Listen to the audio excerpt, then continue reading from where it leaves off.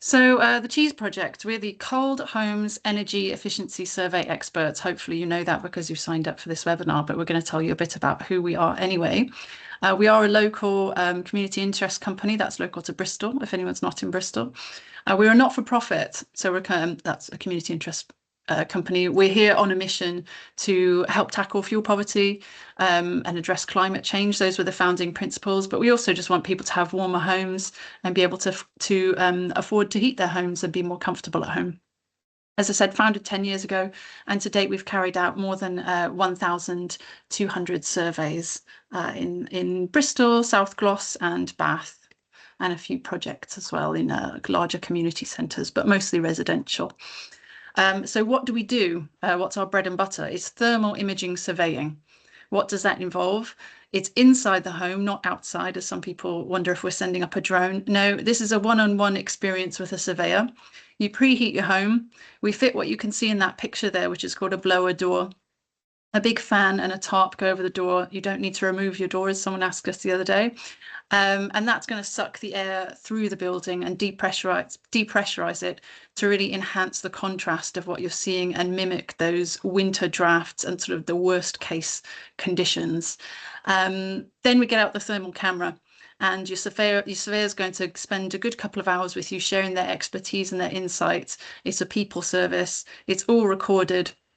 And you also you can go through a little worksheet at the time, going into every nook and cranny of your home to really understand the unique thermal faults and inefficiencies and where your heat is escaping in your house. Part of the founding principles was this using technology for good. So, you know, this 10 years ago, you couldn't just get a thermal imaging camera on your phone. You can do now, but as I said, we have that expertise, and it's a one-on-one service with a high quality bespoke camera and the blower door as well. So it's non-invasive, it's in your home, it's using infrared technology to detect where the heat is. In this presentation today, we are going to go through these common faults that we find where we've done so many surveys and have the benefit of all our surveyors' combined experience and time on the job. But equally, every single house is unique. So there's always something unexpected in buildings that we find. So we're really happy to share our learnings with the community and hope that people, even if they take home one really useful tip and, you know, log off the computer and see something in their home and go, I can improve that today or tonight. That's great, but it's also a real benefit when you have a survey. You're going to find, where you can really address and really be efficient about making your home warmer. If you're not familiar with thermal imaging surveying, in this image over here, the black area shows the cold and the white area shows the heat. That's a kettle. And then obviously the colder area is the extractor fan in a kitchen. When we do surveys, you get a blended image. So on the left is the full thermal image and on the right is the photograph image.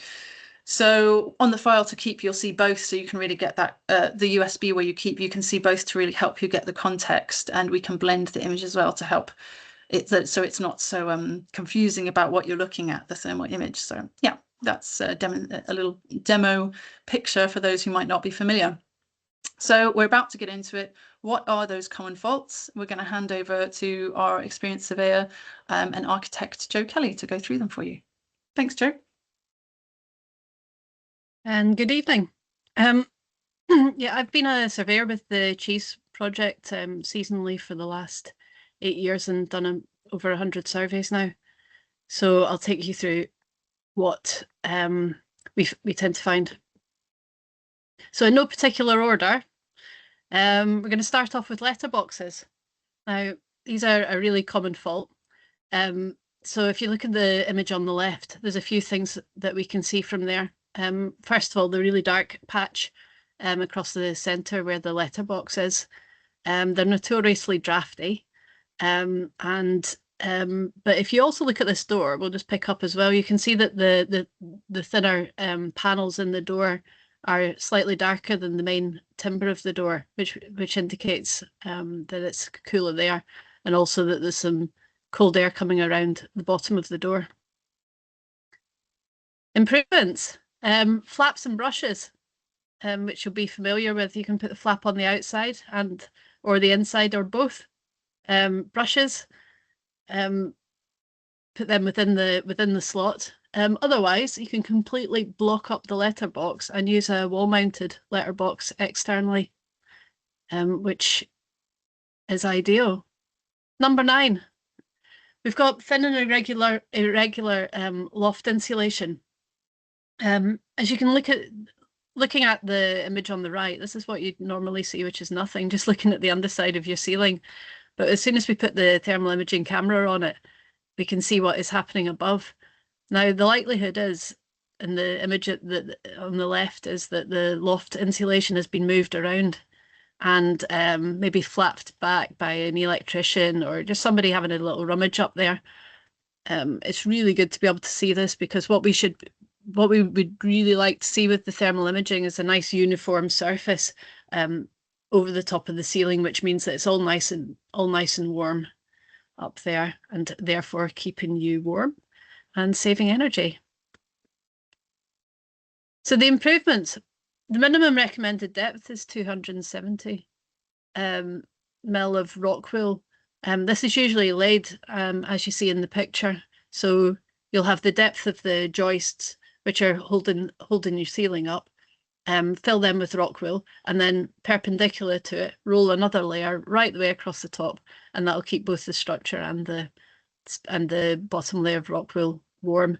So ideally, we'll see nothing from below. It'll be all nice and warm and uniform, which means that the structure as well as the spaces in between are being kept warm. What you do need to consider is if the loft is boarded out, then the depth of the rock wool might only be the depth of the joists, and therefore a bit under what we would like to see. It can be remedied by using spacers and making it a bit higher, but yeah, so it is worth going up, checking it out, seeing what depth they've got. Nice, easy visual check. Number 8, unsealed pipes. Very, very common. So any internal pipe work that goes through the walls is unlikely to be sealed around, mainly because the plumber's in there. He's got one job, which is to get the pipe through the wall, and he doesn't see it as his job to do the remedial work afterwards, which would be left to a builder. If you are getting bathrooms, kitchens replaced, do check before all the units go in that the pipes are all sealed well around, and it'll avoid having these drafts, which we see in the picture on the right, coming out from underneath the kitchen units. Because once the kitchen units are in, it's really hard to get to them. So the improvement, like I say, is to seal around these gaps. Expanding foam, mastic, silicone, and mortar. Do try and seal on the inside and the outside of the building, both of these, and use the mortar for around the boiler flues. But when you have your cheese survey, we'll be able to pinpoint exactly where these faults are and the degree to which the air is coming through. Dot and dab, absolutely notorious, and actually really beautiful when you see it on a survey, but it's not what we'd prefer not to see it. So the picture on the left, what's happening here is the kind of splodges are the dab, the dots and the dabs which are used to stick the plasterboard sheets onto the blockwork. Now, what's happening on the left, because we've got the fan on, we're pulling the cold air from the loft is going between the blockwork and the back face of the plasterboard, which means that the plasterboard is actually cooling the house, unfortunately. So this looks a bit like a prog rock album cover, but it is a sign of lazy installation, essentially.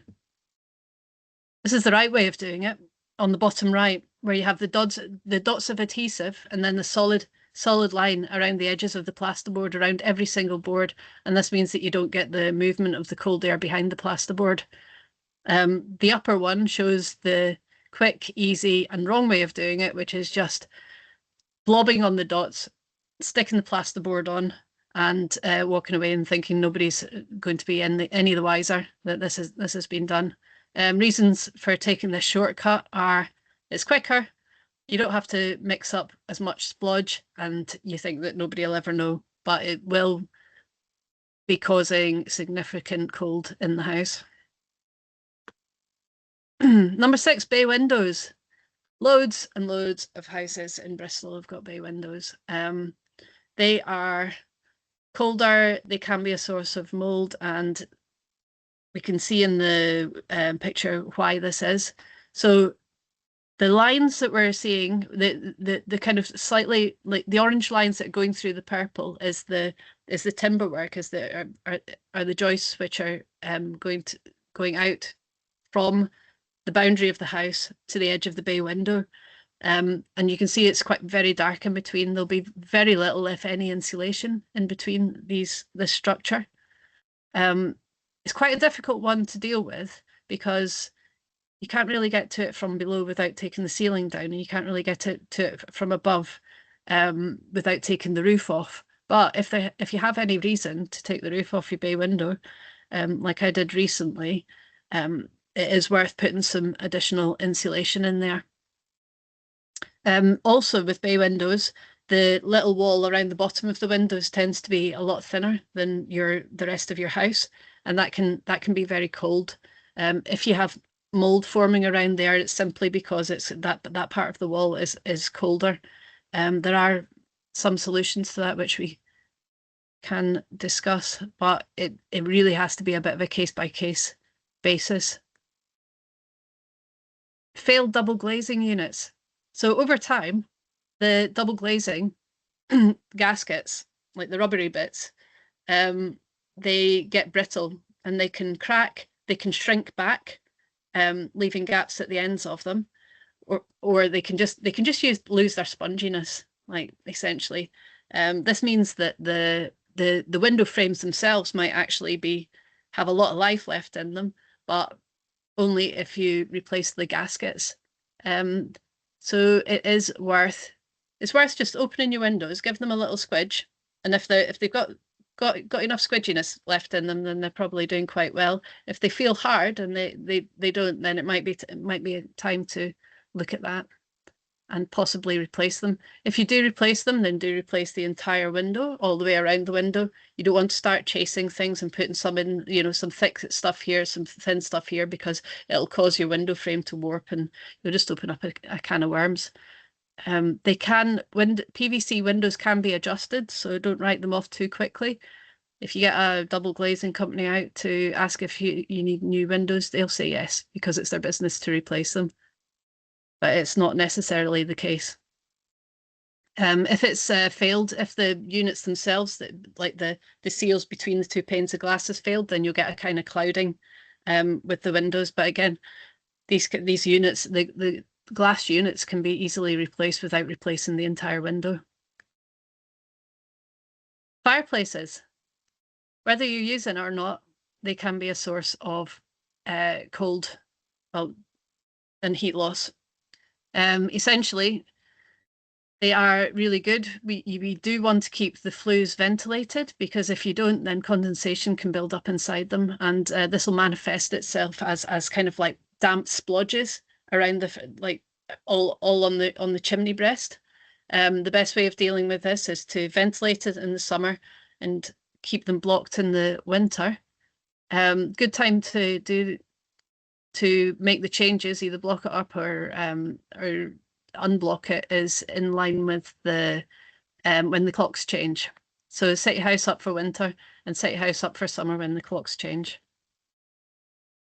These are our favourite solutions: chimney sheep, which are made out of felted wool. You work out the size of your chimney flue, get the right sheep, and just put it up there. It's got a rod that hangs down, so you can retrieve it again, and it'll remind you that it's there, just so you don't set a fire in there. A chimney balloon, inflatable version, which kind of molds to the shape of your flue, or anything you've got lying around, a bag of rags, whatever it is, just block it up. But like I say, do take it out in the summer so that you do ventilate the flue. Yep. There you go, suspended timber floors. These are really, really important to maintain the air quality and the sort of to stop your house getting damp. Essentially, what happens with the Victorian buildings with the suspended floors, you have vents below the joist level at the front and the back of the house, and the air is drawn through underneath the floor. And what this does is it picks up any moisture which has come through from the solum, the soil beneath the house, picks up that moisture, wicks it away, and keeps it nice and dry and ventilated underneath the floor. What it also means is that underneath your floorboards, you have a lot of cold air moving around below your house. The picture on the left shows the result of this when you've got some nice like sanded wooden floorboards. When we turn the fan on, we'll get loads of cold air coming up between the floorboards, which is a direct route to the outside air, which is not particularly what you want. The ways of dealing with this. Oh, here we are. Oh, sorry. There's more gaps. From the end of the floorboards, the air will be coming up around the ends of the floorboards, underneath the skirting boards, and it can come into your house that way.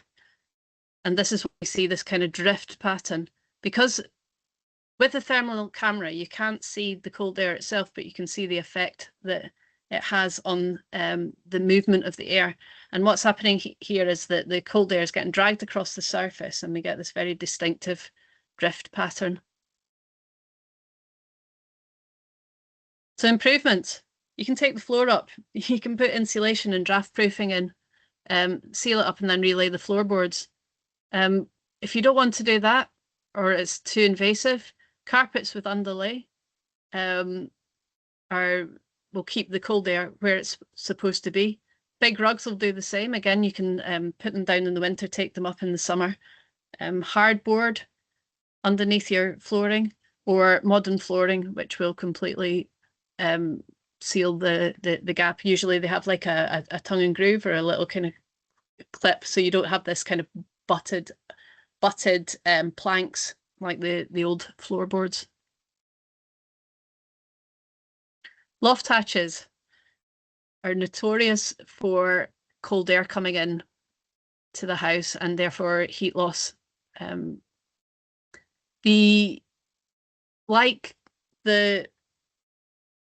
Under your floorboards, the loft has to be a ventilated space to take away any damp, any moisture which might build up there in the form of condensation. So it's important to maintain airflow in your loft space. But what you don't want to do is have a line of defense which is broken, like by not having a well-fitted, well-insulated loft hatch. This loft hatch you can see on the left is much colder than the rest of the ceiling, and from this image we can see that it's uninsulated. We've also got the cold air getting pulled in around the edges of the loft hatch. The way to improve this, just stick a bit of insulation on the back of it. It doesn't need to be pretty. Nobody's going to see it. And also draft proofing seals around the loft hatch. Now your loft hatch is either going to sit down into the frame or it's going to push up against the frame. If it's sitting down into the frame, then gravity is your friend and it'll push down, and if you've got some nice draft proofing, then it'll compress it. If it swings up, then we really like these sash window latches, because you can screw them and it'll compress it up into the seals that you put underneath. They work a lot. They're a lot more secure than your magnetic latches. So we have letter boxes, your loft insulation, unsealed pipes, dot and dab. bay windows, gaskets, fireplaces, suspended floors, loft hatches, and window coverings. Now, especially now, it's there's a very minimal aesthetic that people are trying to achieve within their houses. And they might choose to have no curtains at all, maximum view, no blinds, nobody's overlooking, it's fine. Or they might just have thin curtains, thin blinds, which might not be reflective. They might not be correctly fitted. Now, here's an image to sort of demonstrate this. So these curtains are so essentially the cold air will wash against a window and it'll cool the air, and it'll therefore cool the room. So it's a bit like a cold radiator if you think of it that way. Also, if you've got the warm air holds moisture more readily than cold air. So when this warm, wet air washes against a cold window, then especially if it's single glazed, then it'll cause condensation. The water droplets that are held in the warm air will condense on the window and therefore make this wet, and therefore it can lead to mold. Now, if we have good curtains and proper ventilation, then this will help to combat this. It will take a bit of trial and error, but if it is happening, it is worth looking at. So this is the scenario. So we've got the warm air goes behind the curtains and the blind, cold air, it gets cooled, and it comes back into the room as it falls. In extreme cases, it can create a draft, but that was generally when you had more open fires.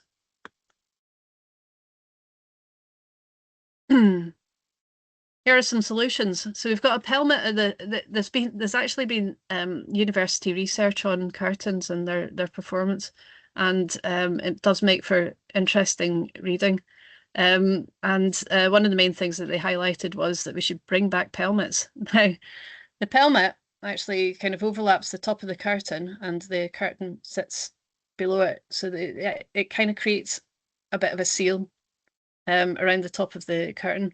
Now, if the curtain sits closer to the wall and closer to the window, this actually doesn't look that close in this image, but if you have it as close to the wall, so it forms like a continual barrier, then that's really helpful.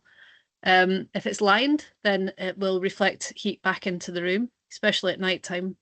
And then if the windowsill is extended or the curtain is all the way down to the floor, then this will also seal along the bottom of the curtain. So essentially what we're trying to do is keep the warm air in the room and the cold air near the window. What is important, however, is to consider if there was a radiator underneath this window, then you don't want to cover the radiator, and just make sure that all the warm air is coming into the room. And of course, with it being an outside wall, then we would recommend radiator foil. So, other common findings. We have drafts that whoa. Set a timer. I went over the last time I did this. So other common findings, we've got drafts around lighting, roses and pull cords. Again, we're creating a hole into the loft. Broken or old ventilation. Fix it. It's really does make a big difference. Random holes. The most random hole I think I found was a teenage boy that had punched a hole in a wall and put a poster over it, and there was a massive gale coming through. We wouldn't have found it without the fan. Redundant ventilation grills. Often if there had been gas fires. Holes around telecoms cables, again straight out to the outside. Conservatories and lean-tos. I'd recommend choosing your line of defence and draft-proof the door which goes into these unheated spaces. Treat it like an outside door. Uninsulated cavity walls, well, there's a whole industry based on that, and it's best consulting an expert. Warped doors and windows, it does happen. Gaps Oh gosh, sorry. Yeah, poor draft proofing. Ah, there we go. Gaps around the window frames. Sometimes it just takes a bit of caulk, a bit of sealant. Draft-proof doors, again, that can be an easy DIY. Single glazed windows and sashes, notorious. Uninsulated internal garages, again, treat this as an outdoor space. Stud timber bay window walls, bay windows we've covered. Eaves access hatches and loft conversions. Yeah, that is something which can come up and we can discuss on the survey. Downlighters, again, any time there's a hole put in in plasterboard, it's vulnerable. Radiators on external walls, radiator foil behind them can reflect the heat back into the room, and curtains hanging over the radiators. And finally, cat flaps. Yep, if you've got a cat, great. If you've not got a cat, block it up. Can be use a gaffer tape and a cornflakes box, anything you want. Bit of bubble wrap in behind there. It'll make a world of difference. Okay.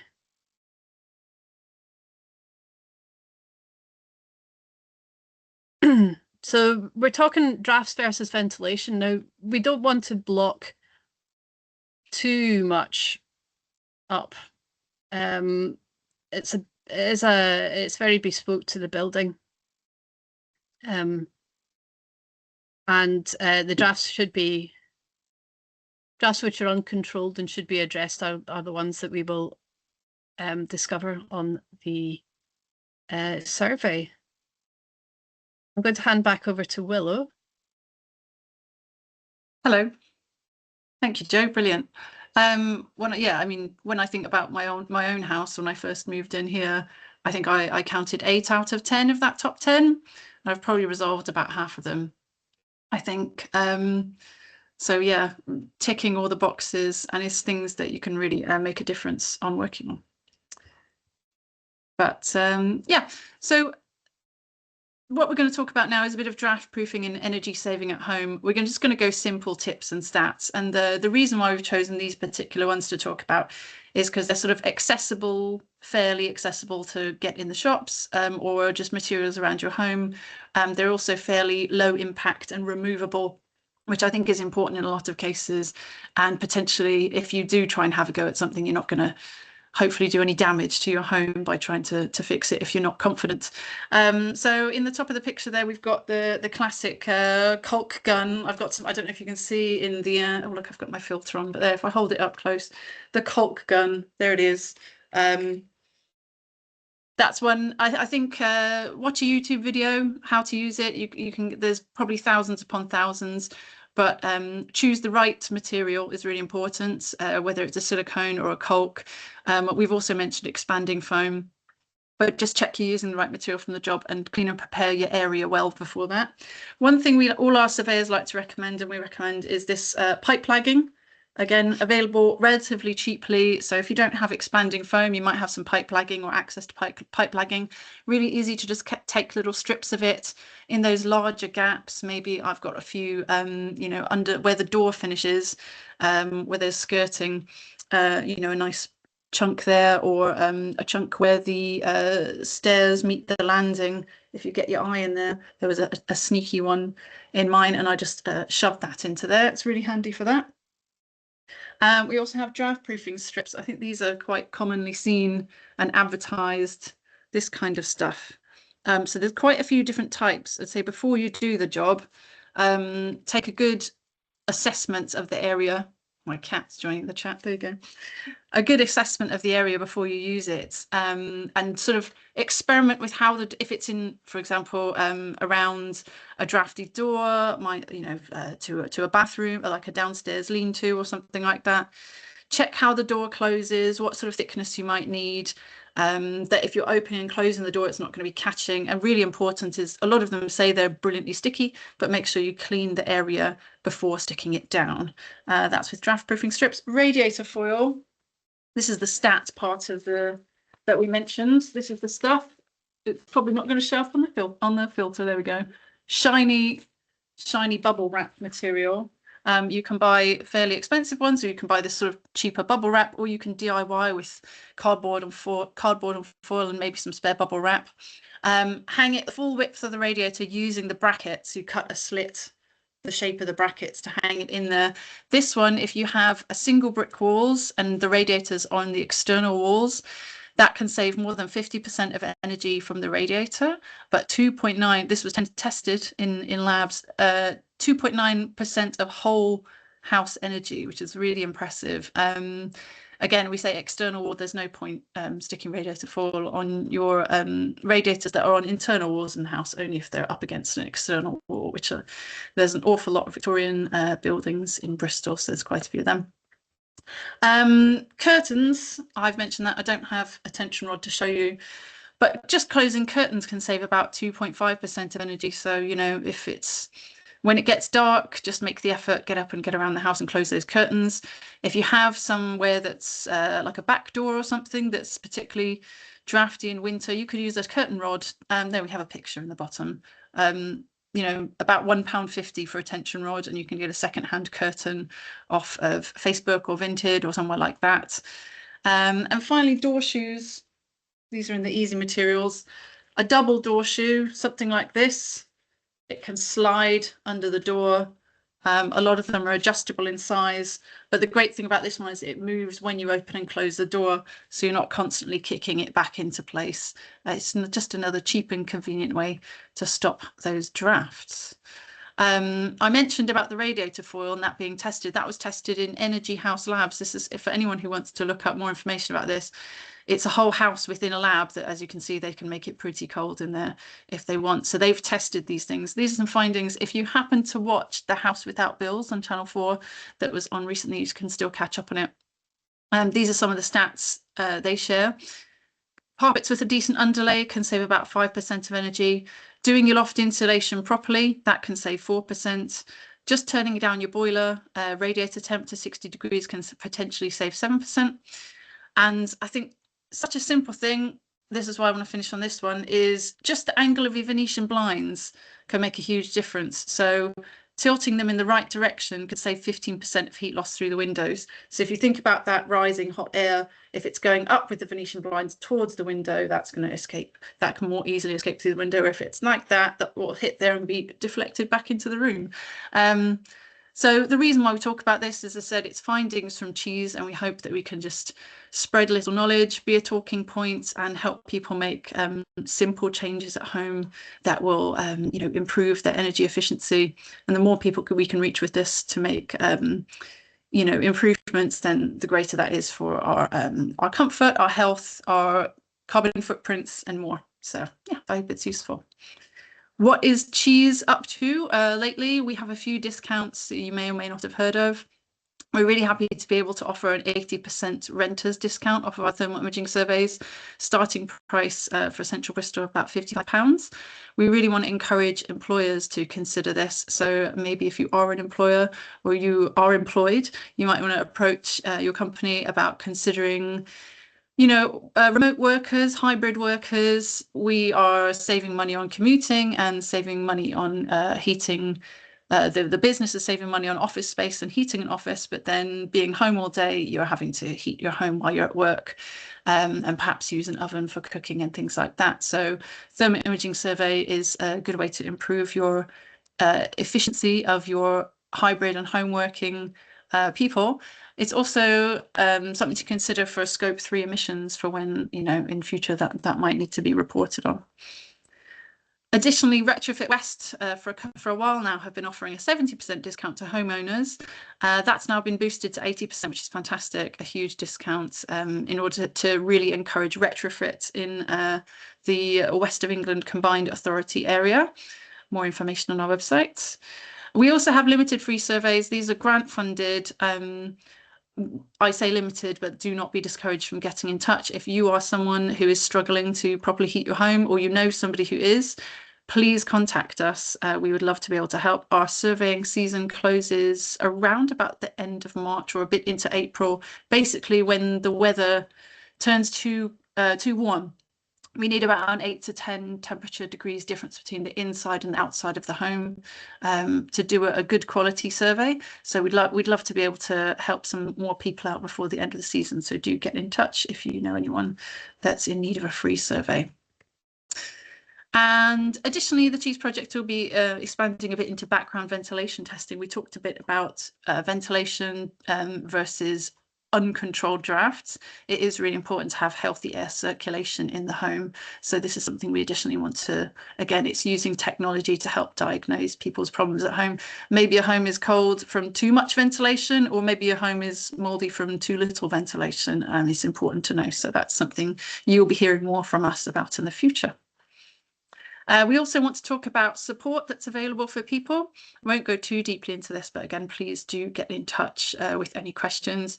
Eco4, I just checked on the news and they said that's extended till the end of the year. I know there was a lot of waiting around before the Warm Homes plan, replacing Eco4, but the link is there. Warm Homes discount is a one-off £150 payment that certain people may be able to apply for. There is the separate boiler upgrade scheme, a particular grant there. Connected for Warmth is offering free air source heat pump grants. And additionally, Bristol has Bright Green Homes. All of these worth checking out if you are eligible. There's different criteria, but they are out there. Warm Homes Plan, went and had a little look about what the website says. You can register for Bristol. It says your local authority is receiving applications, but not yet ready to process them. So maybe go register, or maybe set a reminder for yourself to go back and check on it when it's of interest. But that is for household income under £36,000. Other places, we're really lucky in Bristol to have a wonderful network of people who can support those with, energy needs and questions. Centre for Sustainable Energy, Bristol Household Support Fund, Bristol Energy Network, Step Change and National Energy Action. We would point towards all of those organisations. They're not the only ones, but yes, do check them out. I think that's us. I'm going to hand back to Hannah to host a little bit of Q&A, and hopefully if anyone has any questions, we'd love to answer.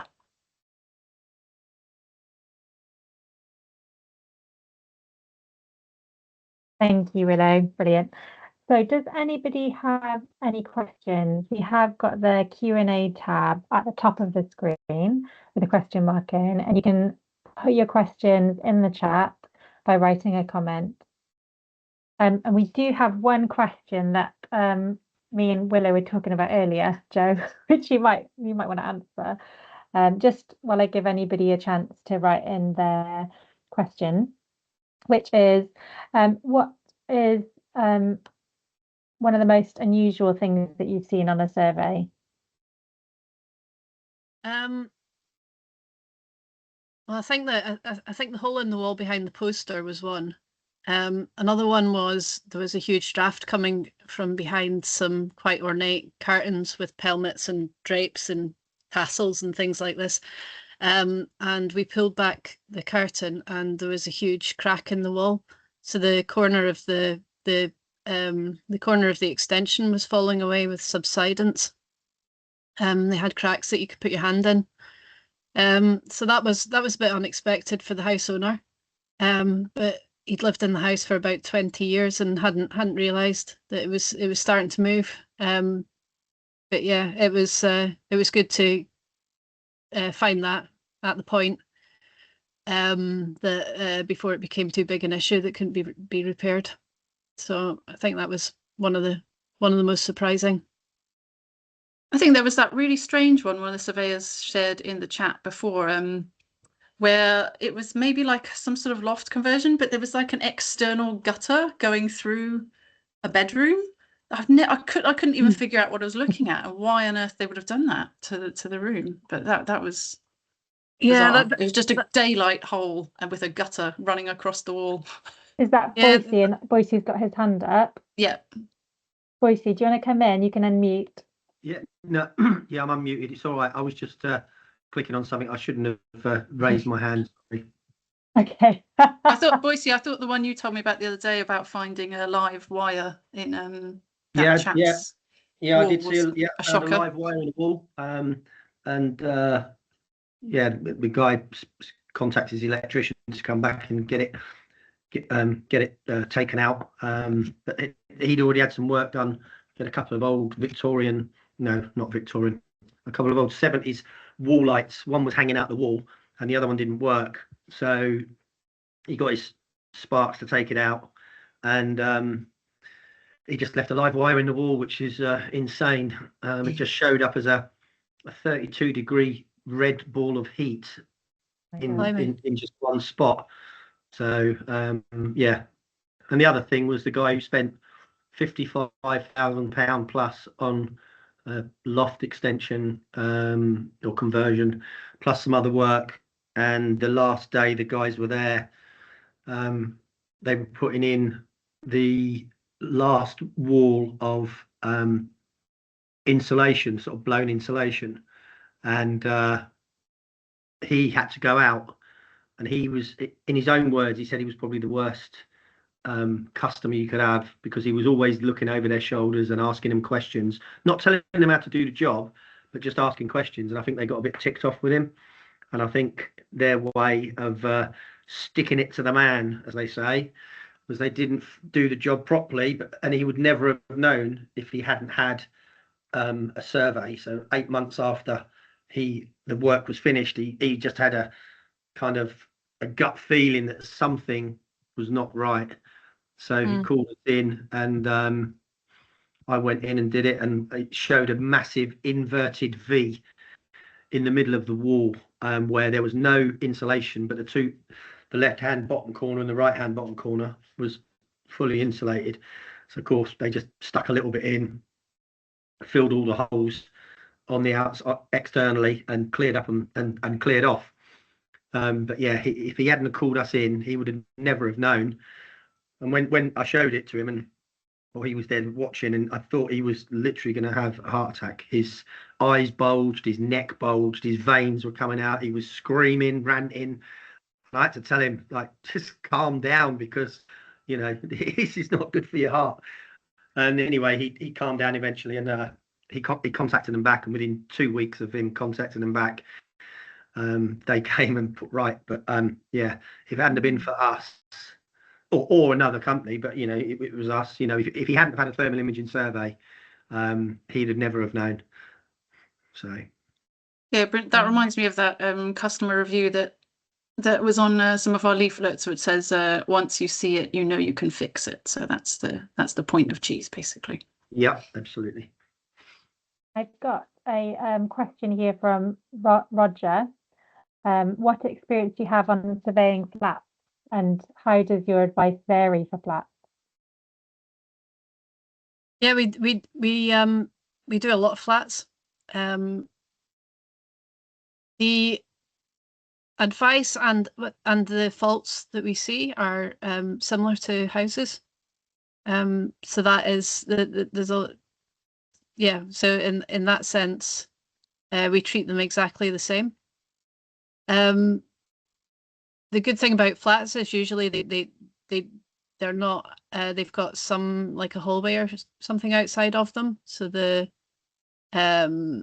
so you don't usually have the front door letting out as much heat as you do with a house. But yeah, love doing flats. And yeah, we just treat them exactly the same as the houses. Obviously, like if they're smaller, then we've got a sliding scale cost wise. But yeah, very, very similar process. Thanks, Jo. Roger, do you want to add anything else to that? You can unmute.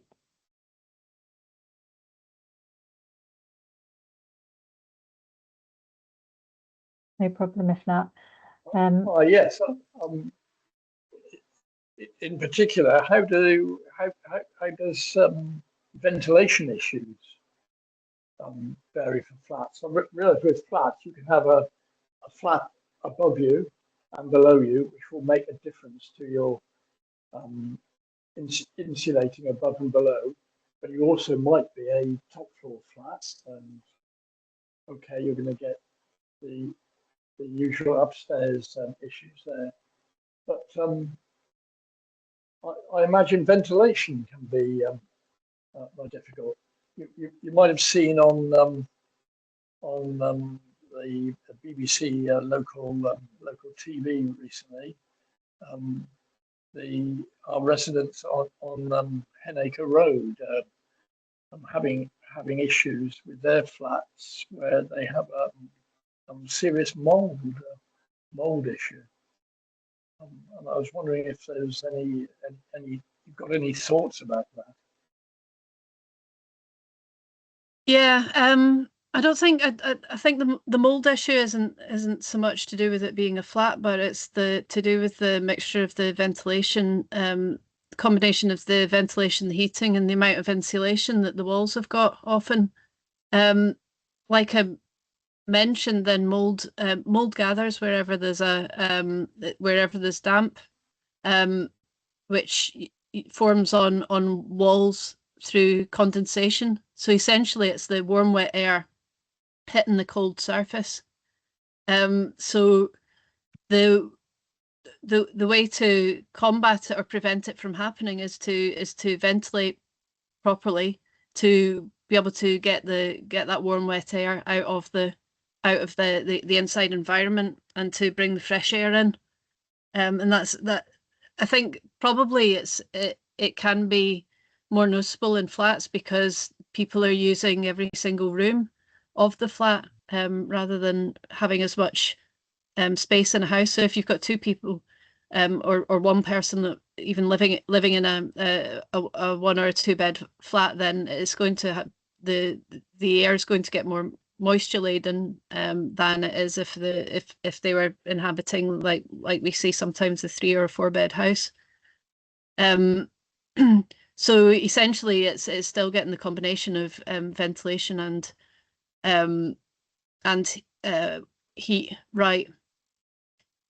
Some flats are more difficult to manage than others, and most of the time it's because of the lack of insulation in the outside walls. But we're in a really fortunate position now because we've got technology and we've got things which can remedy these problems, like the wall insulation. I know it's got a bad rep at the moment, but it does work to kind of warm up the surface, which means that we're not going to get that condensation on the walls. And also ventilation wise, there's some great products which are affordable now because the technology has improved, and that can be things like ventilation.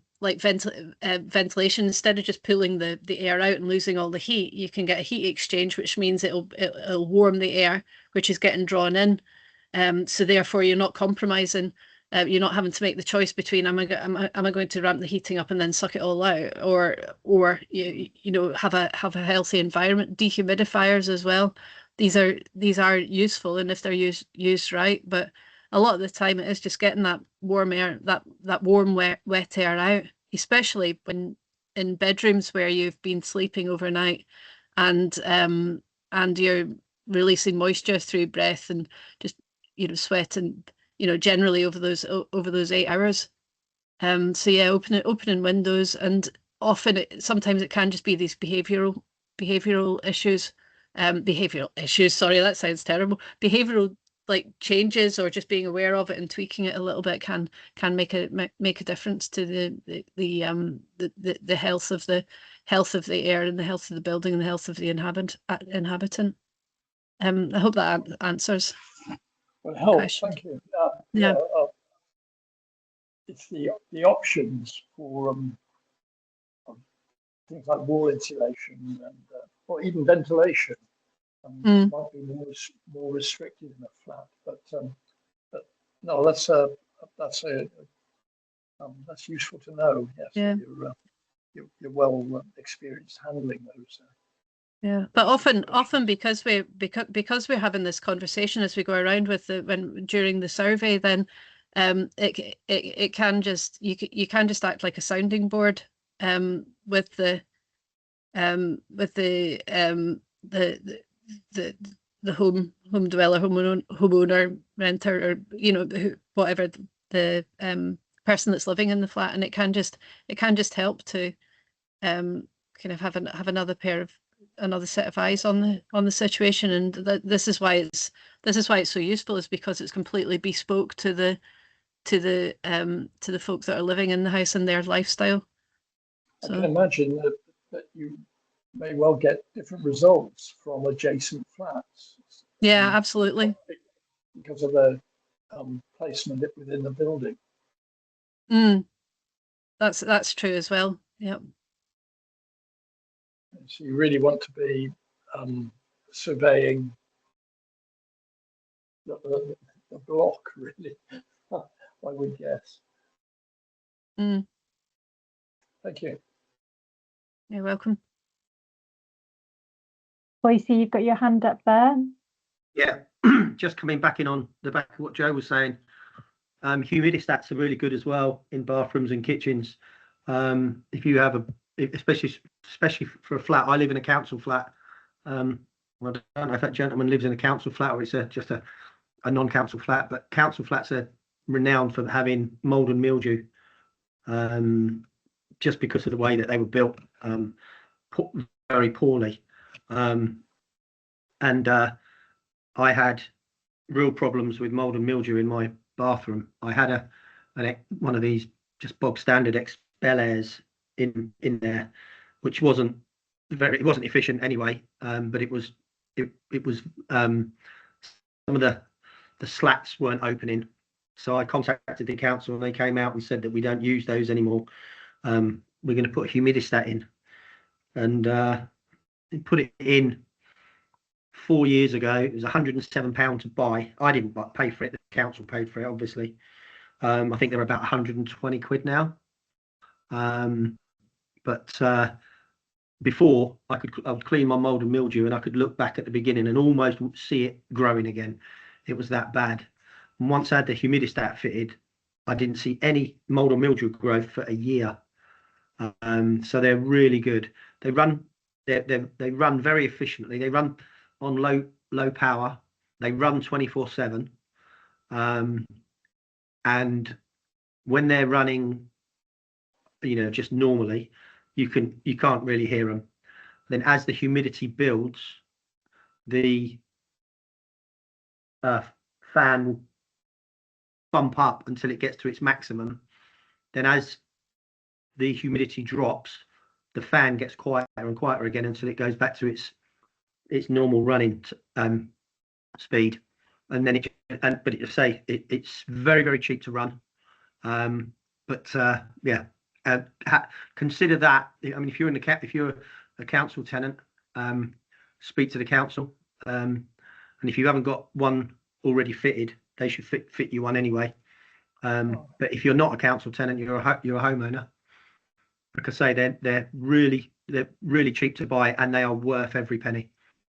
Absolutely. That's good to know. That's useful. Thank you. I'm just going to bring everything to a close now because I can see it's just 8 o'clock. I just want to thank everyone so much for being here and participating, listening in, and for your questions as well. So we're going to put the recording later in the week on our YouTube channel if you do want to revisit anything. And it's just a final take care and good night. Thank you. Thank you. Yep, thank you. Bye. Bye.